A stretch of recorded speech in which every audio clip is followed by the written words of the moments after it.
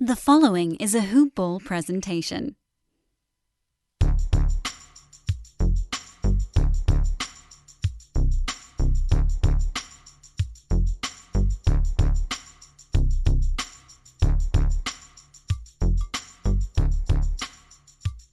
Hello, and welcome to the Hoop Ball DFS Today podcast. I am your host, Mike Pacha, joined by my good buddy, Keith Cork. You know what that means. It's a wonderful Wednesday slate. We're here to break down that 9-game card that we have on our hands. Looks like a nice little juicy one, but Keith, my man, how are we doing over there? Doing pretty well, man. Looks like I'm probably going to cash in the games from last night, so I'm doing pretty well. I'm looking forward to talking to Wednesday's slate. Absolutely. And, he says last night. We're recording this the night before. So it's tonight right now, about 10 p.m. Eastern Standard Time as we start recording this. This is always a first look. And I'll keep it frank, Keith. I just wasn't around tonight. I did not run any lineups. I try to practice what I preach. If you're not there to follow the news, especially now more than ever, don't play. It's that simple. You need to be able to watch the news. You need to be able to monitor. You need to be able to late swap and adjust and be able to do that. It's been a key success to winning this season. So I didn't play, man. I took the night off. And you know what? It's a nice little refresher, too. It allows me to clear. I'm geared up. I'm ready to go. Really excited to jump back into things. It feels like it's almost opening night for me, even though it's only one day off. But nonetheless, before we jump into anything, a quick shout out to our presenting sponsor, MyBookie. If you guys haven't already checked them out, head over to mybookie.ag, the best, the most reputable bookie site out there, the only place I place my wagers, all things NBA related. I'll be hitting them up. I'm a parlay guy, Keith. That's what I like to do. I'm terrible at regular game lines. I'm always guessing wrong. If I say this game's going to go one way, you should probably bet the other. But when I do a little risk it biscuit and do a little parlay action, I'll do it over there.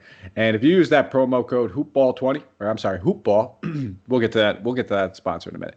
HoopBall, HoopBall, you will get a 50% deposit match on your initial deposit. So you put in $1,000, guys, you will get a free $500 to play with. And they also have a fully fledged casino platform over there as well, guys. So everything you can see when you walk into your local joint, you have there, whether it is a little roulette, little blackjack, little poker, everything is available. Slots even, they have it.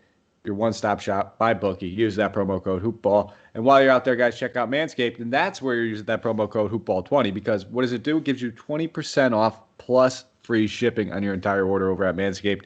Probably wondering what they have. They have everything for the male grooming needs. They have the Lawnmower 3.0. They have body toner. They have regular toner. They have body wash. They have everything. Conditioner.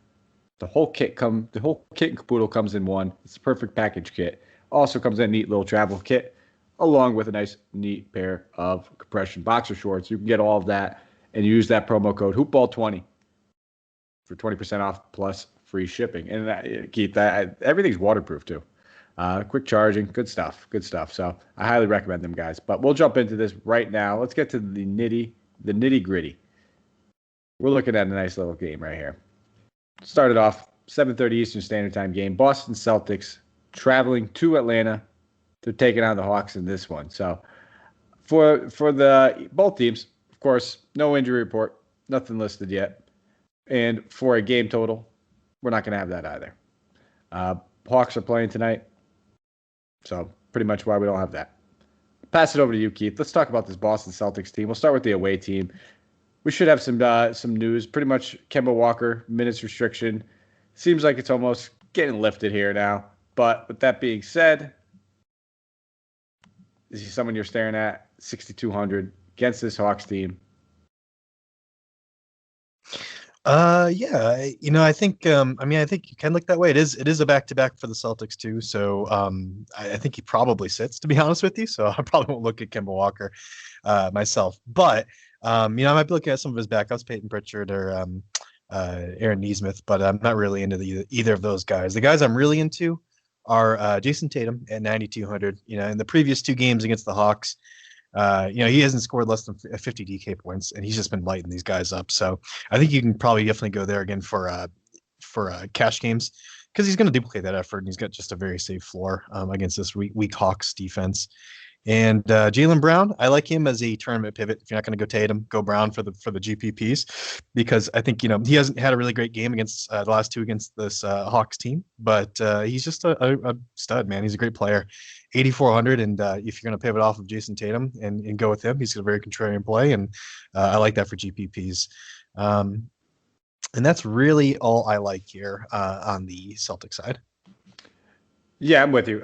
Yeah, Kemba back-to-back, decent chance he sits. I don't know if I'm going to go to Pritchard. I feel like that's just that trap that I've been falling for left and right. Yes, he's been outplaying Teague all season. He pretty much stole a spot out of the rotation. That being said, he's averaging 8 DK points against this team in 2 games, averaging 20 minutes. So it just feels like I fell for this before. I might fall for it again. I'll probably play him in a few lineups because I know that upside's there. I know that he's going against Trae Young and this Hawks team. All the promising stuff is there. So I'll probably fall for it, but I'm going to be a little bit more cautious, I guess, being said. I'll probably be underweight on Payton Pritchard. I don't mind looking at Tatum or Jaylen Brown. Either one of these guys. I'll probably prefer Brown a little bit. Tatum's getting a little bit of a price boost. We're getting him at a great discount. Did not play tonight, but I absolutely did love that matchup for him tonight. So I don't know how that panned out. Didn't check the box scores just yet, but I'm hoping he did well. Well, speaking of box scores, let me jump in here real quick because I did want to actually look at their big man rotation from tonight just to see who they might be playing tomorrow night. And it does look like Robert Time Lord Williams only got 14 minutes tonight. So looking at Wednesday night's game, I think he might get a few more than 14, maybe 20 to 25. And if that's the case, then I'd be looking at him in GPPs, maybe even a little in cash too. But he might be a good play. I don't know. Because I was looking at to see Robert Williams, Tristan Thompson, and Daniel Tice, what those guys got. Tice got 25 minutes, and Tristan Thompson got 22 minutes. So Thompson might be in for a few more minutes also. I love the front court, just anytime that they're going against. Time Lord's actually played great in this matchup in both games. So he was actually a guy that I had circled, and I was kind of looking at as well. It being back-to-back. And there's been rumblings. This dude needs to get more minutes. People are kind of clamoring. This Boston team is just not playing as good defense as they're known for. And a lot of it starts with the front court. Tice is their anchor, but Thompson seems like he's just kind of been wherewithal, basically he's just getting minutes because they paid him at this point. So I wouldn't be surprised if we kind of see, I'm not going to say it's going to happen overnight. I expect eventually at some point this season, a shift starts to go a little bit more towards Time Lord getting closer to a 20-minute average. And on, nights where there's back-to-backs, he's playing 26, 28. One could hope. But he's definitely a guy I'm targeting this one. He's my favorite member of this front court. So I'll be looking at a little bit of Jaylen Brown. I'll be looking at a little bit of Time Lord. Keep an eye on Aaron Naismith, too. They're talking about giving him a little bit more rotation minutes down the line. He played 27 minutes in that last one. They said they like to close lineups with him because he offers some pretty good spacing with his shooting. Lights-out shooter coming out of college. On the Hawks side, though, I'll pass it over to you, my good friend Keith. Trae Young, Clint Capella. I always love targeting this matchup going against the Celtics front court. It's just bottom line. And we got to imagine John Collins being evaluated for a concussion. Odds are he's not going to be available for this game. So is it a staple lock, or is it someone that we can just, maybe get a couple shares of? I love Trae Young in this spot. As long as Kemba Walker's out, and I think he will be. If it's Aaron Naismith, if it's Payton Pritchard, he might draw some Jaylen Brown defense, but I none of that scares me. I think Trae Brown's a really safe bet here at 9,800 to hit some value and have a really good game. But I think I love even Clint Capella even more. 7,800. I just love that price tag for Clint Capella. He's had some big games in the past. I don't know if he necessarily has a big one again here, but the Celtics are just weak against the center position. So I'm rolling Clint Capella out there pretty much, without any hesitation. John Collins, he was actually on my list. And like you said, he went out with a possible concussion and was being evaluated. I don't know if they've confirmed he had one yet. I know he didn't return to the game, but if he's in the concussion protocol, he's out. We'll have to look to see what value opens up there. So check out the DFS delivery and, should be some more information there. But if he's in, I do like John Collins in this matchup as a GPP play, as a pivot off of Capella. I just think, again, the Celtics are weak down low. I've been saying that, he's going to have a good game against the Celtics squad. He hasn't. People that are box score, watchers will be off of him, which means his ownership will be low. So for a GPP play, I like John Collins if he plays, obviously. Yep, I'm with you. I think push comes to shove, Capella's my favorite center option on the slate. I'm expecting Collins to sit. Just being evaluated for concussion, didn't return. It's a back-to-back. I just imagine he sits this one out. We'll probably see Gallinari start. Gallinari is definitely an option at 4,700. Don't mind him as well, but Clint Capella is clear cut my favorite option on this Hawks team. Probably my favorite center on the slate. He's averaging 50 DK points in the 2 matchups he faces Celtics. For all the reasons you said, they just get annihilated by opposing centers, especially centers that just hold it down in the paint and are able to out rebound them. So I expect Capella to have close to probably a 20 rebound game in this one. Gallinari plays a little bit away from the basket, more so than Collins. A lot less athletic. They're going to use Capella into this pick and roll a lot more. We see Trae Young run that with Collins. That's going to be all Capella's usage. So, yeah, it's tough for me not to just absolutely love Capella. I don't know. Did I say do I love? Yeah, I love Capella. You only said it 4 times. Yeah, I'll keep it short on that one, and that's probably it. I don't mind taking advantage of some of these other guys that we should. I could see Rondo getting a decent amount of minutes in this one, especially knowing that Cam Reddish, he got ruled out last one. Last second. Maybe ruled out of this one as well. So monitor that. If Cam Reddish sits, we'll see more minutes go to Werder. We'll see more minutes go to Rondo. Both those guys get a little bump. But like I said, if I'm targeting this team, it's in the front court. On to the next one, though. Houston Rockets traveling to Cleveland, take on the Cavaliers in this one. No injury report for the Cavs yet. But for the Rockets, we know that DeMarcus Cousins, he has been waived. He's off the team. Dante Exum ruled out. Eric Gordon is being considered questionable, along with Victor Oladipo, and Christian Wood is still out. PJ Tucker being probable. Keep your eyes on him. He's on the trade block. A lot of teams interested. He will not be on this team for very long. And for a game total, guess what? We do not have one. So we'll keep it moving. On to Houston, though. I'll lead off with here. A lot of things to kind of monitor. Obviously, we have to keep an eye on Eric Gordon, Victor Oladipo. Those 2 guys coming back would immediately take the majority of the usage. We'd see limited minutes for guys like Nwaba. House would take a little hit. Tate might take a slight hit, but his rotation spot seems pretty secure, knowing that Cousins isn't going to be on the floor anymore. And then, of course, we have everyone's darling. I know you probably had to have 100% of Justin Patton, right? The other night, you had to have.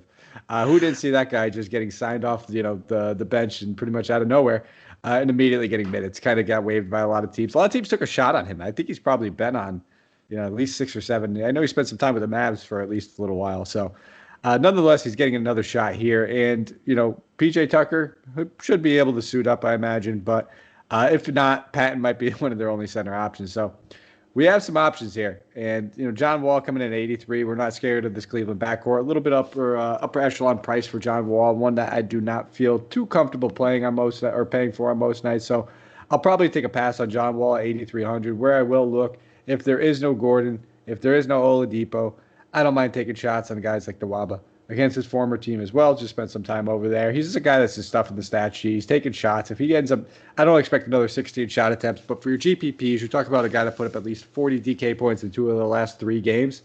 It's a solid matchup for him. Don't necessarily trust it in cash at that price tag. If he was like, 4, mid-4s, sure in cash, but definitely a viable GPP option. And that's kind of all I'm really looking at. I'm not too interested in a lot over here. Yeah, if I was to guess if Eric Gordon or Victor Oladipo plays, they're both questionable. I would guess Eric Gordon would be more towards the portion of that be playing instead of sitting.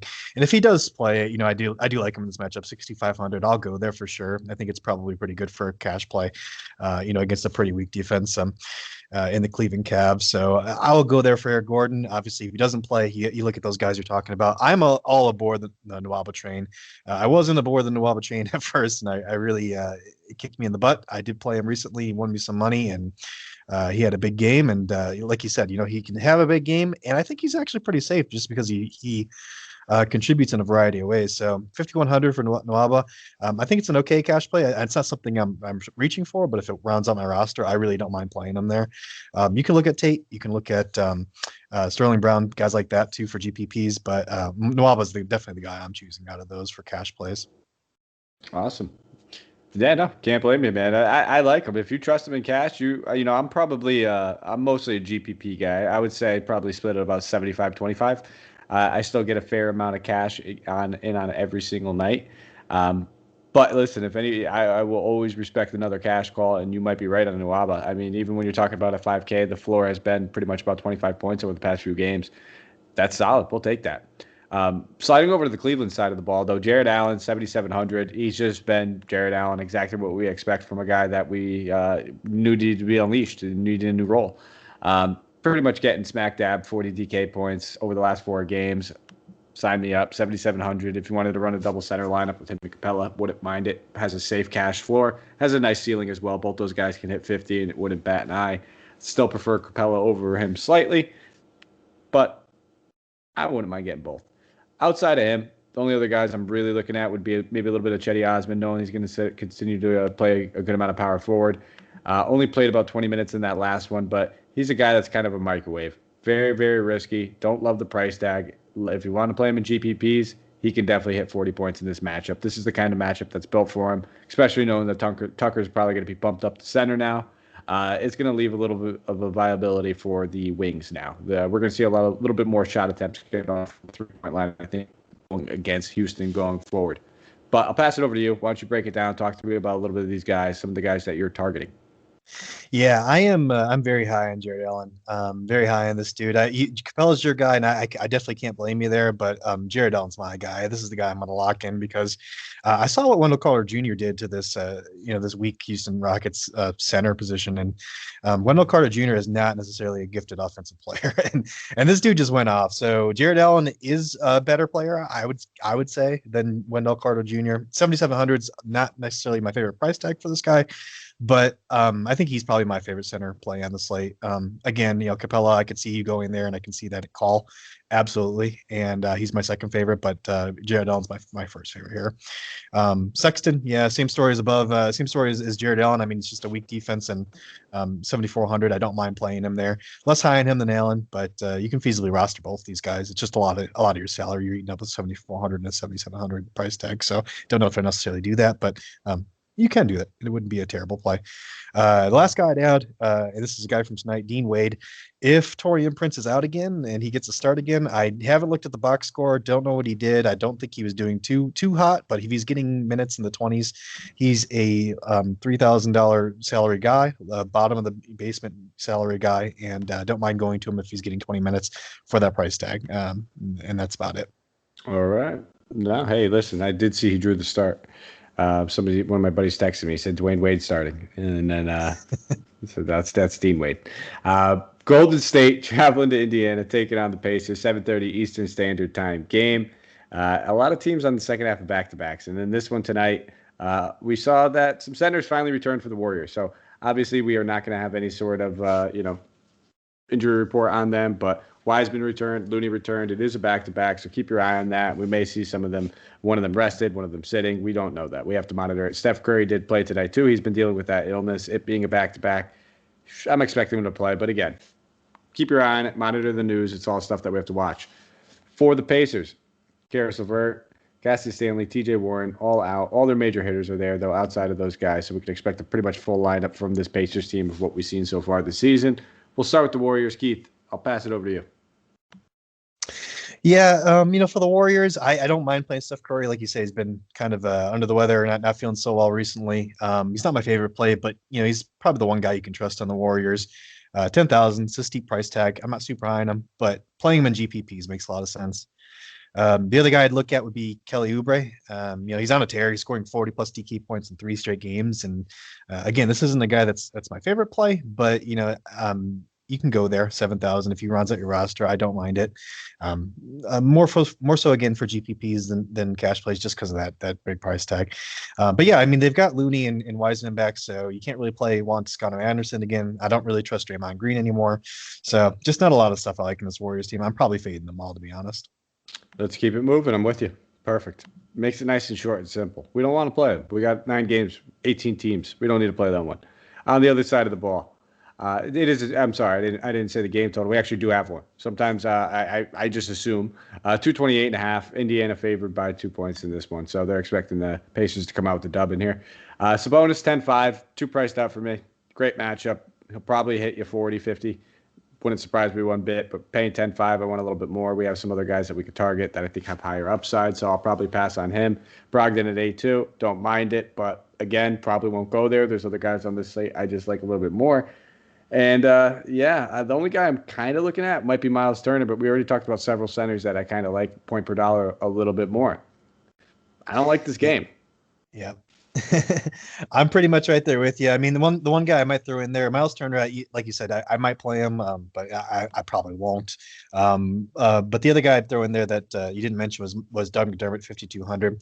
I'm almost never on this guy, but if he's playing around 30 minutes a game at 5,200 against a weak defense, he can probably tear him apart as long as Draymond Green doesn't decide to just shut him down, which is a possibility. So I'm not super high on Doug McDermott, but if you land on that guy, I don't mind it. Yeah, Dougie Buckets can get some buckets, bottom line. Moving on to the next game, though. We have 8 p.m. Eastern Standard Time game. Minnesota Timberwolves traveling to Chicago, take on the Bulls.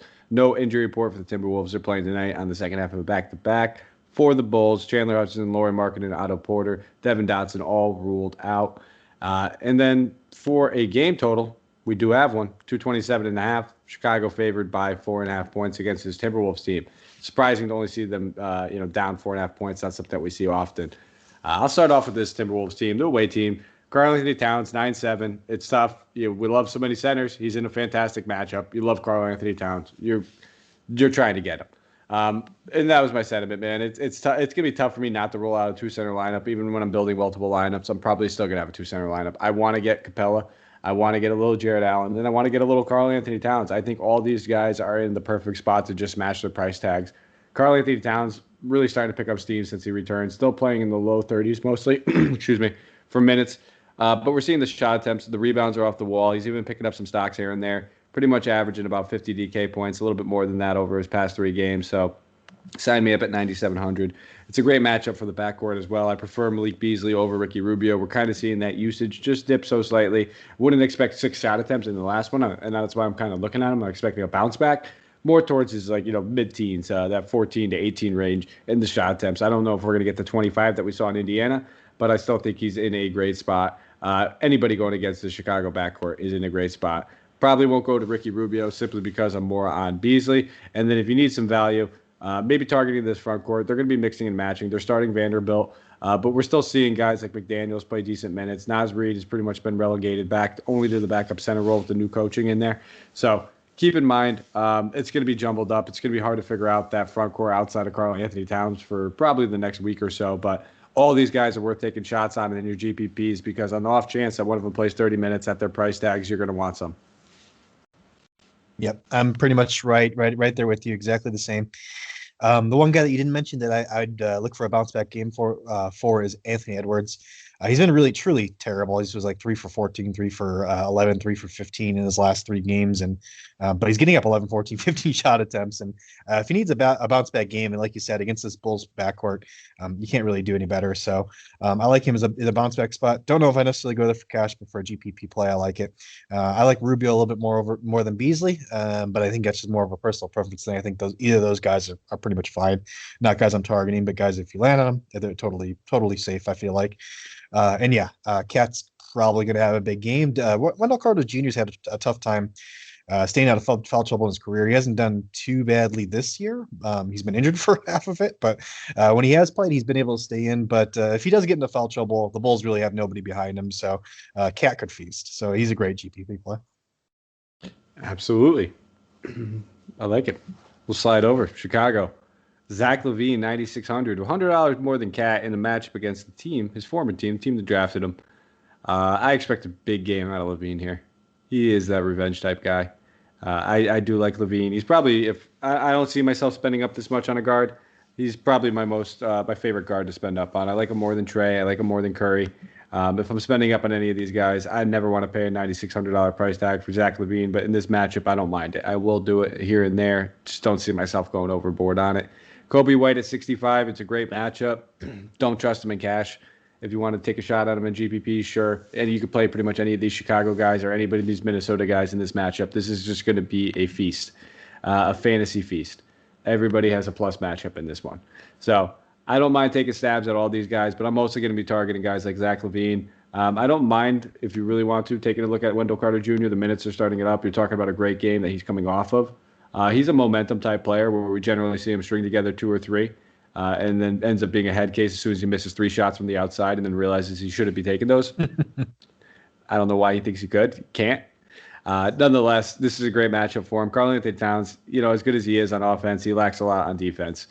He is not the guy that puts in the extra effort, needless to say. So I don't mind taking a look at Wendell Carter Jr. And then Garrett Temple at 4,800. Just continues to play solid minutes for this team. He looks like he's just a solid cash guy night in and night out, looking like he's giving you a floor of 20 with a ceiling of 30. You can't ask for much more, and especially knowing it's a plus matchup right here. Yeah, I'm looking at this 227 game total, and I think that's just too low. I think it's going to be higher than that, but I don't necessarily bet on that, and I won't speculate too much. But I think it's going to be an up and down game, and there's going to be a lot of value here. And if you want to land on people, landing on the Bulls or the Timberwolves is probably a good spot to do that. And Levine's probably my favorite play on the entire slate. He didn't have to play a lot in their last game because they were just kind of crushing the Kings, and so he didn't have to play a whole ton. And so I like him here to really go off, and I think it's a really good spot for him. The other you did mention Temple, and I'm on Temple. He's a guy I land on in my cash games a lot, just because he, like you said, he has a solid role, and he's just a solid guy. He produces as soon as whenever he gets minutes, and he's been getting minutes. And the other guy I'd look at here would be Thaddeus Young at 5,900. Again, just like Temple, he's just a solid guy. He's got a solid role on the team. The return of Wendell Carter has eaten into his minutes a little bit, but he's still just a solid guy. And he's getting his. It doesn't matter how many minutes he's getting. He's going to get his stats. So I like him. Yeah, I don't mind. And listen, like I said, plus matchup for all these guys. I'm leaning a little bit more towards Wendell Carter Jr. for the upside. Thad Young's been playing great. Part of his shooting seems a little unsustainable over the past few games as well. 20 minutes on a nightly basis is probably going to be his role, with Wendell Carter back. And I think last game he shot 8 and 9, game before that 8 and 14. So just shooting a pretty good percentage. If that dips, we're probably looking at a bad game. But it is a plus matchup, so it's hard to imagine that he struggles shooting against Minnesota. Moving on to the next one, though. Toronto Raptors traveling to Miami, take on the Heat in this one.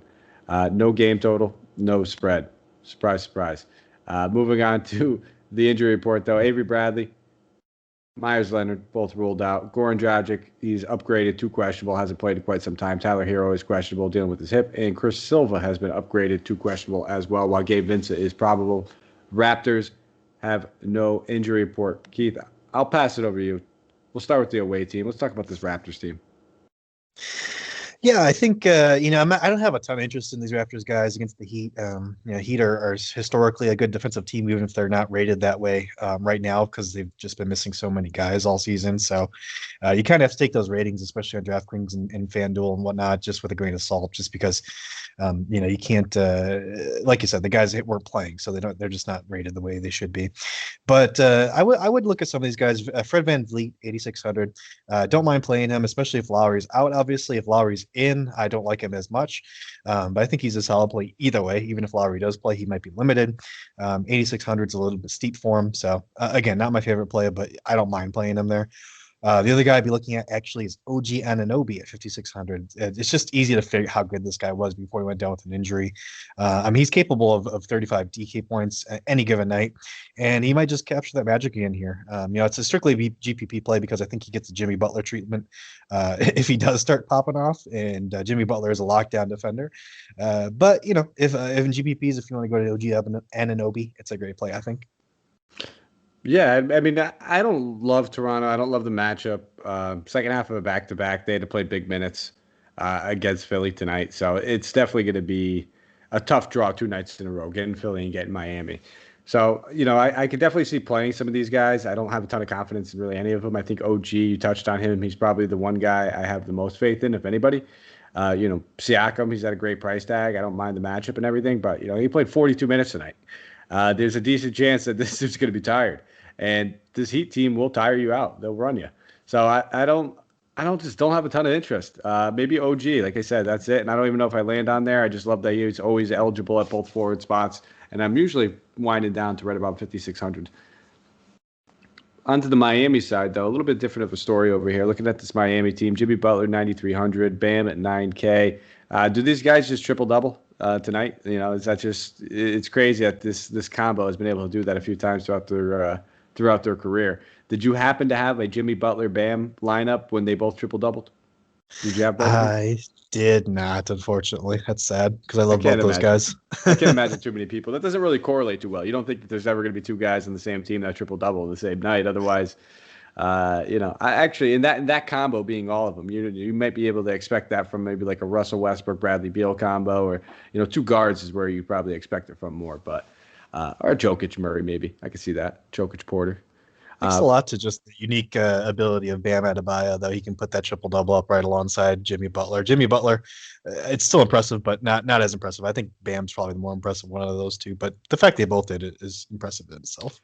Well, yeah, to be a center, you have to have the offense kind of run through you in some way. So you have to have the offensive, talent to have the offense kind of run through you to get the ball that much, and B, you have to be able to pass. You have to have the vision. You have to everything else that comes with that. So yeah, they got a lot of trust. Bam's a stud. He's an absolute stud. You can't go wrong with that dude. But let's talk about DFS over here. Looking at some of these options, I'm looking at Kendrick Nunn, 6,100. If Goran Dragic, Hero sit, sure. If they play, no way. Kendrick Nunn's a guy that will probably see a couple minutes as these guys warm back up, but he was on the outside of the rotation as the season started. And, when push comes to shove, he might find himself there again. It's just all these other guys in the rotation offer something that he does not. Duncan Robinson shooting, Avery Bradley's defense. He's not playing over Hero. He's not playing over Butler, and he's not going to play over Dragic if he's healthy. So it's going to be tough to have any trust in Nunn if those guys are back. And I don't mind looking at Kelly O, 4,700. The dude's just been playing rock solid. Bottom line, the minutes aren't always there every single night, but even in 22 to 24 minutes, he's able to produce on most nights. So 4,700, he's got a little upside in him. Probably not safe for cash though. Yeah, I do like the Kelly O call. I just don't see Aaron Baines or Chris Boucher coming out of the paint to guard him on the perimeter, and maybe Pascal Siakam guards him, but I do like that Kelly O call. But I have exactly the same guys, so we can move on. Alrighty, we'll keep it moving. Detroit Pistons traveling to New Orleans, take on the Pelicans, 8 p.m. Eastern Standard Time game in this one. As far as a game total, it's 223.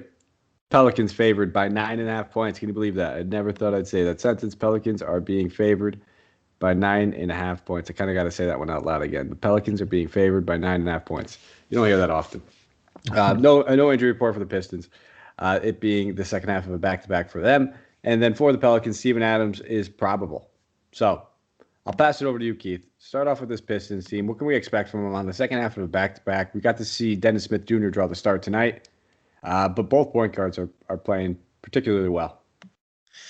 Yeah, Dennis Smith Jr. actually had a pretty decent game tonight, or last night. But Saban Lee's really the guy you got to look at, 3,800. I mean, he's just a salary saver, and he's kind of a lock for me in cash, and maybe even GPP, because I just think he's just going to crush that price tag, 3,800. He's had 2 strong games, just proving it after getting all those minutes. So, I love that play. And the other 2 guys I'd look at would be Jeremy Grant, 7,600. He's just steady, dependable. Not a guy I'm reaching for by any means, but if I wind up on this guy, or if I can, maneuver a couple hundred to fit this guy in, I'm going to do it, just because he's the number one guy, and he's going to be dependent on. So then the other guy I'd add would be Josh Jackson at 6,000. Just reliable also. He's been just steadily, putting up 25 to 30 DK points, pretty reliable here. And 6,000 is a little steep for him, but I don't mind landing on that guy. But Saban Lee, I'm really high on. Yep, I'm with you. Saban Lee, I think he's one of the best value plays. And that's kind of, you'll see a lot of my values probably coming from the guard position, or, even a little bit at the forward position. That's kind of why my builds, I'm just initially finding myself spending up on the center. I have the money, and I love all those plays. So I do like some Saban Lee. I could definitely see myself playing, I don't really want to say over the weight. I'm pretty sure he's going to be fairly chalky. Mason Plumlee at 6,400. I think he's definitely another solid option. You don't ever want to target big men that are banging against Steven Adams. But Plumlee's not a guy that we're looking for to contribute on offense, I guess, in any way, shape, or form. If he gets it done, it's going to be in those rebounds. It's going to be in the assists. It's going to be in the blocks and the steals. Any points that he chips in are just going to be little putbacks, and it's a bonus. We'll take it. So I don't mind looking at him. Dennis Smith Jr., again, I prefer Saban Lee. Don't mind taking a stab at Dennis Smith Jr. either, though. Like we said, both these guys play fairly well, but Saban Lee is obviously the guy I'm going with. Dennis Smith would be the tournament pivot. Outside of that, probably not going to play too much here. I said probably not going to play too much after I named 3 guys, but sliding over to the New Orleans side of the ball, it's a fantastic matchup for all these guys. Vegas has them favored. Zion, 8,800. Brandon Ingram at 81. Could you see yourself playing either one of these guys? Yeah, I mean the Pelicans aren't really in a spot to take it easy. I mean they're still underperforming compared to what their expectations were. So I think their top guys are pretty safe. I like Brandon Ingram out of those guys the most. I think he's just in a really great spot here, and he's a little cheaper. So I'll go with Brandon Ingram at 8,100. The other guy I'd be looking at outside of the top guys would be Josh Hart, 4,900. He's kind of a lot. He's a lock in cash games for me. I think just even in bad games, he doesn't sink you. He's got a juicy matchup here, and he contributes in more than one way. I mean, he gets a lot of rebounds for a guard, so he just feels like a really safe play for me here against a really weak Detroit Pistons team, especially in the guard position. So those are the two guys I'm looking at: Ingram and Hart. Love Josh Hart. Absolutely love Josh Hart. My favorite player on this team. Probably the only guy I'm going to end up with too many shares of, to be honest. I don't mind Zion. I don't mind Ingram. I prefer Lonzo more than both those guys. He's probably my secondary play. It's just, not the matchup I necessarily want to just target or pay the price for Zion, and I don't think I want to target Ingram in this one. I'm worried about him drawing some Grant defense. I know that, that he's going to have to spend a fair amount of time on Zion. I don't know how they're going to rotate those two guys. Ingram, if he ends up getting no Grant, you're absolutely right. That's a smash play at 8,100. I'll sign up for it. It just makes so much sense if they put Grant on him with the length. I just don't know how they're going to end up doing this and who they would end up putting on Zion. One of these guys is going to have a severe mismatch either way. I just still don't want to pay that Zion price, regardless of the mismatch with some of these other guys that we've already talked about. Moving on. 8 p.m. Eastern Standard Time game. San Antonio Spurs traveling to OKC to take on the Thunder in this one. For the Thunder, Trevor Ariza, obviously out, will never suit up. We'll keep saying it, though. He'll never suit up for this team. He'll be gone by March 25th. You can bet on that. George Hill still out, though, as well. He'll be out for quite some time. While, Pajevsky and Ty Jerome are in the G League. Looking on the Spurs, LaMarcus Aldridge being considered questionable. I probably have more on the side of doubtful. DeMar DeRozan, he's ruled out, dealing with personal reasons. Thoughts and prayers with his family. His father passed over the weekend. Rudy Gay is out, along with Kendall Johnson, Devin Vassell, and Quindary Weatherspoon. So, and Derek White. I'm sorry. Health and safety protocols for all of them. So there's your COVID cases for the 4 members of the Spurs. For the Thunder, like I said, just Trevor Ariza. I don't know, man. We don't even need to talk about that. I already mentioned it. No game total, no spread over here. Pass it over to you. Talk about this Spurs team. Lots of injuries, lots to talk about. Pretty juicy matchup. Yeah, man. Y'all got any of that COVID value? Because here it is, right here. You gotta love the people that are playing actually in this game for the Spurs. Assuming that it does play, they should have enough players, so it should play just fine. And so you gotta love. I always mess up this name. DeJounte Murray, 7,400. He should get all the usage in the world without DeMar DeRozan. And without Keldon Johnson, all these guys. I mean, he's a little pricey, but 7,400 is not bad. He's not my favorite play though. My favorite play is actually Lonnie Walker, 3,700. He's my absolute favorite play. At this price point, 3,700, he's going to have a big game. There's no DeMar DeRozan. There's no Derek White to compete for minutes. He should see 30-ish minutes, and he's just going to probably score a lot of points. So, assuming he doesn't miss all his shots, he should have a big game. So maybe more so a GPP play, but I'll go to him in cash because I like Lonnie Walker a lot. The other guy I would look at here as maybe my favorite GPP play, and here would be Trey Lyles, 3,200. This guy, who else are they going to play at forward if there's no Keldon Johnson? There's no LaMarcus Aldridge. There's no, who else is going to play at forward? I mean, I think Trey Lyles gets big minutes here, and he usually produces good fantasy points per minute when he does get the minutes. So those are the 3 guys I'm looking at. But I think there's value all up and down this roster. So who do you got? You said it perfect. Number 1 targets, it's Murray. It's Trey Lyles. I'm a little bit less on Lonnie Walker than you. I just genuinely don't play too much Lonnie. He just leaves me, sitting there wanting more. I think, like you said, there's a ton of value. I think we're going to have a couple of these guys hit 10X. I think we're going to have a couple of these guys hit 6 or 7X. So I'm trying to just capitalize on the guys I think might be closer to the 10. I like Patty Mills as well, 4,300. He'll see significant minutes at both the 1 and the 2. It's a great matchup for him. You said it, though. We could play Pirtle. We could play all these guys. Lyles, Walker, Mills, Pirtle, Murray, they're all in play. All 5 of those guys. I'll have shares of all 5 of them. And again, outside of Pirtle, none of them are centers. Tons of value all over the place. On the OKC side, looking over here, if we're playing some of these Spurs guys, we're going to run it back a little bit. Shai Gilgeous-Alexander, 8,500. It's a solid matchup. He's been balling out as of recent. Do I see myself spending 8,500 on him? No, probably not. I'd probably lean more towards Al Horford at 64. And then I don't mind looking at a little bit of Darius Bazley at 56. I expect both these guys to kind of capitalize on their mismatches. Al Horford being able to spread the floor a little bit, get away from Pirtle, and then looking at Bazley being able to do the same with Lyles. So I like both these guys. They should be able to do this if they want. Just pick them apart, spread the floor, have their way on offense, and both of them are still very capable of taking them on defense. So those are my two favorite options, the two guys I'm looking at. Yeah, I mean, I think SGA and Horford. I mean, really, you just have to think of it this way: they get a chance to light up the B squad for the Spurs. I mean, it's not necessarily like they're not going to necessarily guaranteed have a great game, but it's a smash spot for them. Well, so I mean, I don't mind going. The A squad for the Spurs this season has kind of been a B squad of what we're used to. So I agree 100%. Yeah. Yeah, so it's a good spot for them. The other guy that you didn't mention that I do have some interest in would be Theo Maledon, 4,500. I just love this guy. He's getting praised recently from his coach for just being just a good decision maker and being better than a rookie. And I've got this guy in my season long leagues because I think he's going to start for the Thunder pretty much the rest of the season. I don't know if George Hill's going to play a lot even when he gets back. So I will look at him at 4,500 a little bit, just maybe more so for GPPs than cash, but he's still a good play. Oh, they're hoping George Hill is back by March 25th, more than life itself right now. That's, what Sam Presti does, that could be like 3 first-round picks for what the Thunder are capable of. No, reality, that's probably what they're going to do. They're going to look to shop George Hill, Al Horford, and Trevor Ariza, and they're going to try to get as many picks back as possible. They're going to break the records, but we'll move on to the 9 p.m. Eastern Standard Time game. We only have 2 games left, so we'll pause actually real quick. And if you guys have a second, give us a thumbs up, a rate and review. Go on Twitter. Go follow Keith. Keith, let them know where they can find you. Yeah, you can find me at Ginsberg Beats. That's G1NSBERGB3ATS. It's a long one. And you can find me at Mike Apotria. That's MikeApotria. Hit us up. Give us a follow. We'll get back to you guys as soon as we see your questions. We'll get to them. But if you want to catch us around that lock time, we'll be in the Discord. You can only get in there if you have that DFS pass or that fantasy pass. So jet over to hoop-ball.com. Sign up for it. DFS pass, measly $1.99 a month, guys.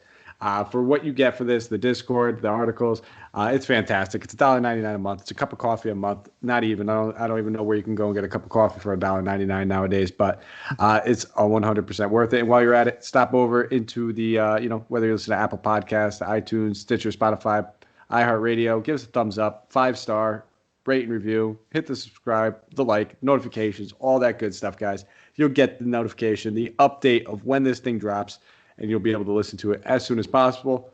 Get it early, get the news, start your day with it fresh, and we like to see the positive comments, guys. Makes us feel good, makes us feel appreciated what we're doing out here, and we appreciate the heck out of you guys because we would not be doing this without you. So we'll keep it moving, though, Keith. Charlotte Hornets traveling to Phoenix, 9 p.m. Eastern Standard Time game. This one, for the injury report, we're going to have to keep an eye on Gordon Hayward. He definitely looks like he re-aggravated the hand injury is what they say, which didn't make much sense to me considering his injury before the season was he had a broken finger, broken pinky, I believe, and now they're saying it's a bruised hand. So it seems like it's 2 different injuries, but nonetheless, we have to keep an eye on Gordon Hayward. A guy that gets kind of labeled as fragile and brittle, but nonetheless, for whenever he's dealing with the kind of like one of these injuries that he could play through, he will. It's kind of, the broken legs that he can't play through, guys. I'm sorry. I'm sure he would if he could. Devontae Graham, he's going to sit out this one as well with Caleb Martin and Vernon Carey as well. Looking over at the Suns, Abdul Nader, questionable. Jalen Smith is out. He's in the G League. No one else worth noting or mentioning. So I'll pass it over to you. We'll start with this Hornets team. I guess, what are you expecting if Hayward sits, and then if Hayward plays at 6,900, is he a guy you could look at? Yeah, I mean, I'm looking to see. You have to look to see if Gordon Hayward's playing or not. And if he's not playing, I mean, I understand why people would go to Terry Rozier or LaMelo Ball. I'm not going to go there. The prices don't make sense to me. It's just not a great price point for those guys. I understand people going there, but it's just not for me. If you're one of these box score watchers and you see that and you play those guys, you might get burned. That's all I'm going to say. But I am looking at if Gordon Hayward plays or not, because if he does play, 6,900 for Gordon Hayward, I'll take that all day. It's the lowest we've seen him, I think, this whole season, if I'm not mistaken. So, I can't really pass up that price point for Gordon Hayward if he does play. The other guys I'd be looking at would be PJ Washington, 5,800. He's another guy that's just kind of priced lower than he should be, and I just like him more for GPPs than cash, but that's a good price for him. Cody Zeller at 5,000. He's only getting about 21, 22 minutes a game, but he's capable of putting up 30 DQ points in that amount of time. And the Suns are just weak against the center position. So I don't mind going to Cody Zeller as filler for your lineup also. But there's a lot of better center options, obviously. So he's more of a GPP guy. Yeah, I'm kind of with you. I don't like a lot over here with Charlotte. Hayward plays 69. You touched on it. That's a great price tag for him. Kind of got to see, how the hand feels. If I see something like, I got to see, he has to warm up to see how it feels, I might kind of hesitate a little bit. If we get the news early on, he's playing, he's good to go. It's a little bit of a different story. Obviously you kind of need your hand to shoot. Nonetheless, I didn't see whether it was his offhand or his shooting hand, though. That would obviously play a big factor into things too. So we'll have to check into that. Maybe I'll tweet that out tomorrow as soon as I look into it. But I expect if he sits, these minutes will probably get shifted down to Bridges and Malik Monk, both these guys playing solid roles. Bridges is the guy I prefer, just 4,700. I don't like targeting this backcourt against Phoenix. Obviously Chris Paul, just this team in general. Phoenix has been playing fantastic defense. They won 9 out of the past 10 games. There's a lot to like about them. So I like the battle of the Bridges brothers, though. Little narrative in there. And just knowing that anytime a game even could remotely get out of hand, we're still going to see Bridges play. We're still going to see the high flyer acrobatic stuff. If he's getting the extra minutes at 4,700, he's an option. With all this salary saving guys that we talked about, do we end up there? I don't know, but maybe a late slate option that you could definitely look at. On the Phoenix side of the ball, though, 8,300 Devin Booker, 77 for Chris Paul. Both these guys, fantastic price tags and a great matchup. I don't mind looking at either one of these. What kind of game total can we expect from this? We don't know. We don't have it. I'm expecting a pretty decent spread, though. So this is going to be a tough matchup. Let me ask you, Keith, do you think they hang into it? We don't have a game total. We don't have a spread. Do we get 34, 35 minutes out of Ayton, out of Paul and Booker? That's tough to say, man. I think we do. If I were to guess one way or another, yeah, I think they hang in it. And I like Chris Paul over Devin Booker just because of the lower price tag, and I'm a big CP3 guy. If you're in the Discord, you would know that. But I just think Devin Booker, he hasn't had the usage that he had before Chris Paul came into town, and so I've just generally been fading Devin Booker except for when Chris Paul was out for that short amount of time. So. Not necessarily going there. I would look at some Mikal Bridges at 5,700 too, just because all of the Suns are going to get paced up. So I don't really mind playing any of these guys. I don't mind playing Ayton either. But of those guys, Mikal Bridges has the most attractive price tag at 5,700. So I do think they do keep it close though, and I do think we get a full game out of these guys. So if that answers your question. All right. Yeah. No, it did. Absolutely. So I'm kind of with that though. If we do get 35 minutes out of both these guys, which is the only thing that would keep me away from them. I do prefer Paul over Booker, point per dollar, and just that little discount in that salary. Don't mind Ayton, but I already talked about 10 other centers I prefer over him. He'd be a late slate center only. Probably be one of my favorite options on the late slate for a center. Outside of him, the only other guy I'm really looking at is kind of keeping an eye on this front court. Between Dario Saric and Frank Kaminsky, I kind of like this matchup for both these guys. Saric is kind of slowly taking his role back, kind of pushing Kaminsky back down the pecking order. So probably the guy I lean towards, but 3,900 again. Now he's competing with some of that San Antonio value that we talked about. And where does he stack up? A little lower than them. Moving on, last game of the night, LA Lakers traveling to Utah to take on the Jazz in this one. For the Lakers, Anthony Davis has already been ruled out, while Kyle Kuzma, Markieff Morris, and LeBron James are probable. Dennis Schroeder still away from the team, health and safety protocols. No major injury news to be concerned of with the Jazz in this one. 220 game total. Jazz favored by 8. Wouldn't see that coming into the season, but no Anthony Davis. One can expect some sort of spread going towards the Jazz with how hot they've been. We'll start off with the Lakers, Keith. I'll pass it over to you. What are you looking at over here?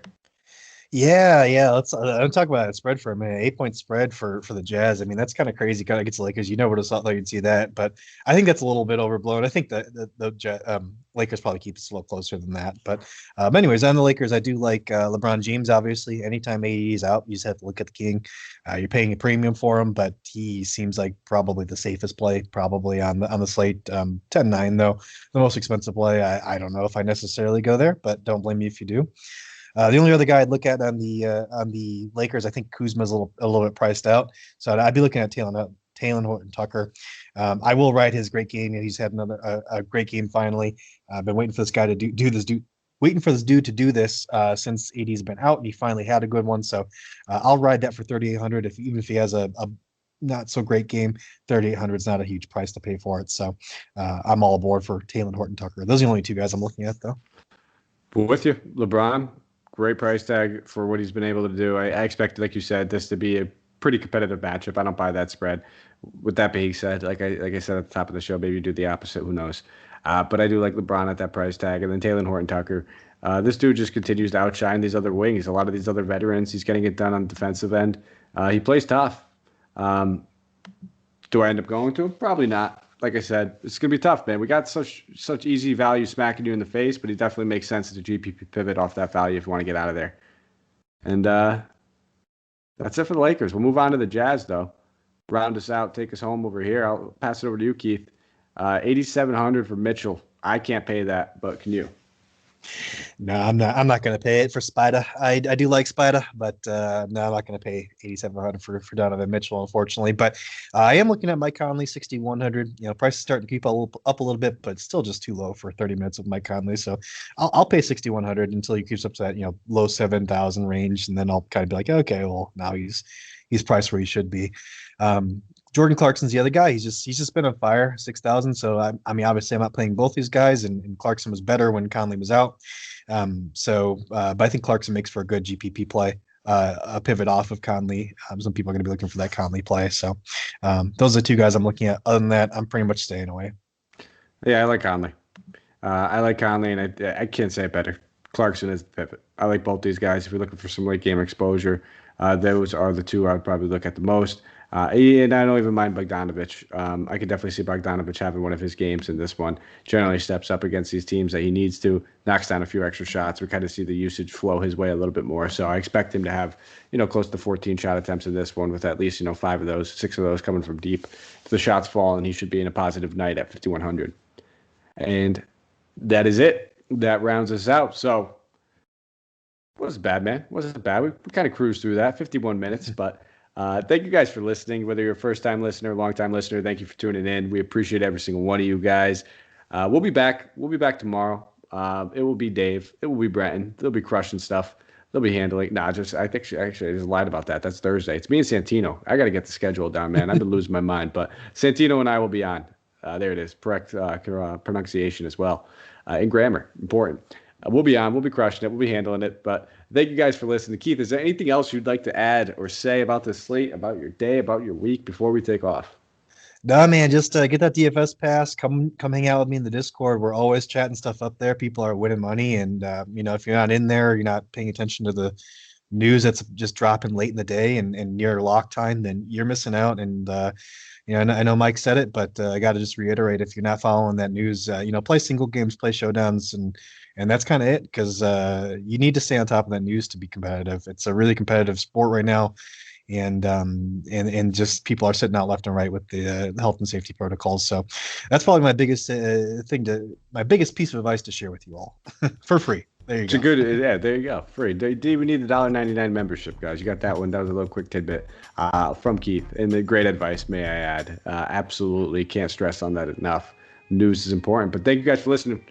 Take care. Let's go out there and crush our cash in GPPs.